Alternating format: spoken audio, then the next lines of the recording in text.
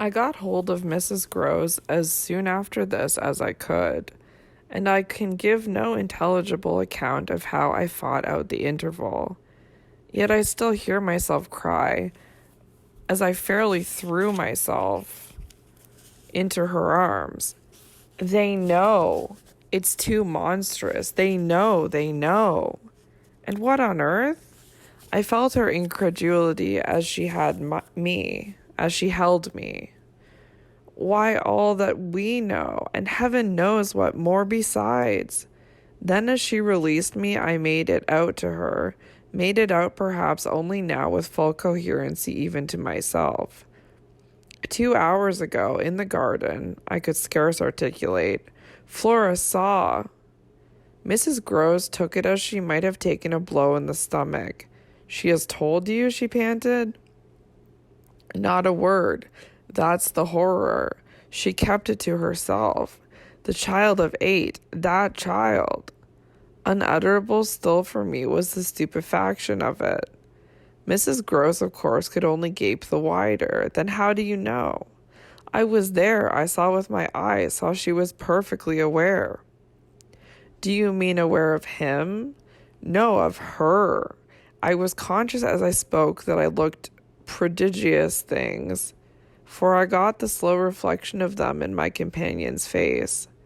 Another person this time, but a figure of quite as unmistakable horror and evil, a woman in black, pale and dreadful, with such an air also, and such a face, on the other side of the lake. I was there with the child, quiet for the hour, and in the midst of it she came. Came how? From where? From where they come from. She just appeared and stood there, but not so near. And without coming nearer? Oh, for the effect and the feeling she might have been as close as you.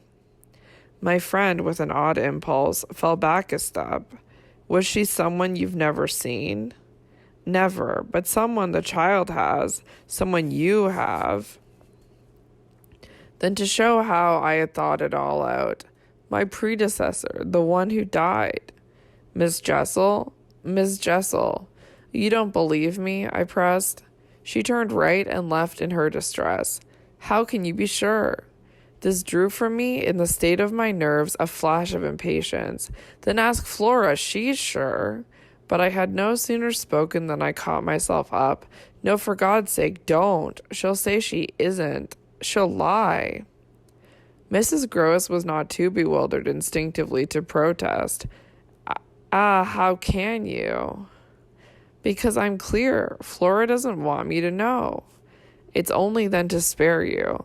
No, there are depths. The more I go over it, the more I see in it. And the more I see in it, the more I fear. I don't know what I don't see, what I don't fear. Mrs. Gross tried to keep up with me. You mean you're afraid of seeing her again? Oh, no, that's nothing now. Then I explained. It's of not seeing her. But my companion only looked wan. I don't understand. Why, it's that the child may keep it up, and that the child assuredly will, without my knowing it.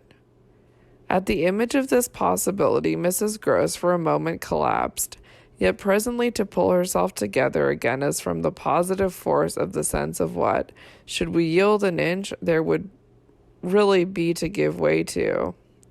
Dear, we must keep our heads, and after all, if she doesn't mind it, she even tried a grim joke, perhaps she likes it. Like such things, a scrap of an infant. Isn't it just a proof of her blessed innocence? My friend bravely inquired. She brought me, for the instant, almost round. We must clutch at that. We must cling to it. If it isn't a proof of what you say, it's a proof of God knows what, for the woman's a horror of horrors. Mrs. Gross, at this, fixed her eyes a minute on the ground. Then at last raising them, "Tell me how you know," she said. "Then you admit it's what she was?" I cried. "Tell me how you know," my friend simply repeated. "No, by seeing her, by the way she looked." At you, do you mean, so wickedly? Dear me, no, I could have borne that. She gave me never a glance. She only fixed the child. Mrs. Gross tried to see it. Fixed her? Ah, with such awful eyes. She stared at mine as if they might really have resembled them. Do you mean of dislike? God help us, no, of something much worse. Worse than dislike? This left her indeed at a loss. With a determination, indescribable, with a kind of fury of intention. I made her turn pale. Intention? To get hold of her. Mrs. Gross, her eyes just lingering on mine, gave a shudder and walked to the window, and while she stood there looking out, I completed my statement. That's what Flora knows. After a little, she turned round. The person was in black, you say? In mourning. Rather poor, almost shabby, but yes, with extraordinary beauty. I now recognized to what I had at last, stroke by stroke, brought the victim of my confidence, for she quite visibly weighed this. Oh, handsome, very, very, I insisted. Wonderfully handsome, but infamous. She slowly came back to me. Miss Jessel was infamous. She once more took my hand in both her own, holding it as tight as if to fortify me against the increase of alarm I might draw from this disclosure. They were both infamous, she finally said. So for a little we faced it once more together, and I found absolutely a degree of help in seeing it now so straight. I appreciate, I said, the great decency of your not having hitherto spoken, but the time has certainly come to give me the whole thing. She appeared to assent to this, but still only in silence, seeing which I went on. I must have it now. Of what did she die? Come, there was something between them. There was everything. In spite of the difference. Oh, of their rank, their condition. She brought it woefully out. She was a lady. I turned it over. I again saw. Yes, she was a lady.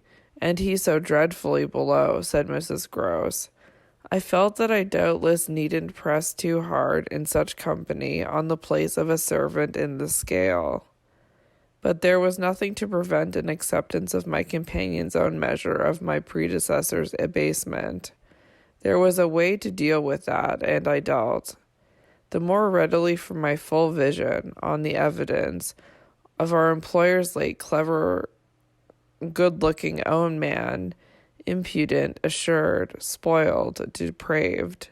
The fellow was a hound.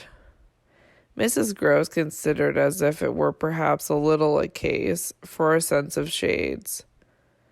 I've never seen one like him. He did what he wished. With her, with them all. It was as if now in my friend's own eyes Miss Jessel had again appeared. I seemed at any rate for an instant to trace their evocation of her as distinctly as I had seen her by the pond. And I brought out with decision, it must have been also what she wished. Mrs. Gross's face signified that it had been indeed, but she said at the same time, poor woman, she paid for it. Then you do know what she died of, I asked. No, I know nothing. I wanted not to know. I was glad enough I didn't. And I thanked heaven she was well out of this. Yet you had then your idea of her real reason for leaving? Oh, yes, as to that. She couldn't have stayed. Fancy it here for a governess, and afterwards I imagined, and I still imagine, and what I imagine is dreadful. Not so dreadful as what I do, I replied, on which I must have shown her, as I was indeed but too conscious, a front of miserable defeat. It brought out again all her compassion for me, and at the renewed touch of her kindness my power to resist broke down. I burst, as I had the other time made her burst, into tears. She took me to her motherly breast, where my lamentation overflowed. I don't do it. I sobbed in despair. I don't save or shield them. It's far worse than I dreamed. They're lost.